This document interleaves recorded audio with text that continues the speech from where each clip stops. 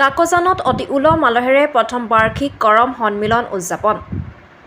তিনিচুকীয়া জিলাৰ ডুমডুমা কাকজানত এদিনীয়া কাৰ্যসূচীৰে অতি উলহ মালহেৰে আদিবাসী জনগোষ্ঠীৰ কৃষিভিত্তিক উৎসৱ কৰম উৎসৱ উদযাপন কৰা হয়।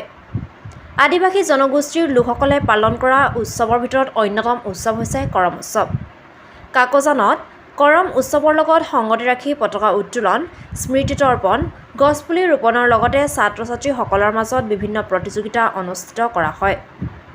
সন্ধিয়ালৈ মুকলি সভাৰ লগতে সাংস্কৃতিক সন্ধিয়া অনুষ্ঠান অনুষ্ঠিত কৰা হয়। প্ৰথমতে মই আমাৰ উদযাপন সমিতি লগতে কাকজানবাসী ৰাইজ হৈ গোটেই অসমবাসীক কৰম পূজা কৰম পৰৱৰ উপলক্ষে মই শুভেচ্ছা আৰু মৰম যাচিছোঁ। আৰু আমি এই কাকজান গাঁও পঞ্চায়তত এই কাকজান প্ৰেক্ষাগৃহত আমি প্ৰথম বাৰ্ষিক কৰম উদযাপন কৰিছোঁ।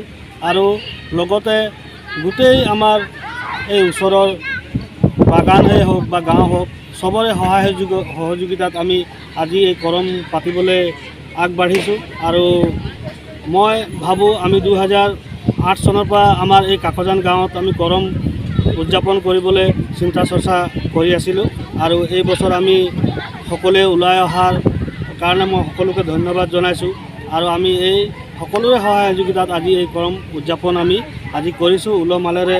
আমাৰ এই কাকজান গাঁৱত বহুত জাতি ধৰ্ম লোক আছে, চবেই আজি এই কৰম পৰৱৰ উপলক্ষে চবেই সহযোগিতা আগবঢ়াইছে, চবেই আমাক মানে ভাল এটা উপদেশ দিছে। আৰু গতিকে আমি সেইকাৰণে আমি আগবাঢ়িছোঁ। আমাৰ চাহ জনগোষ্ঠীৰ আমাৰ পৰৱ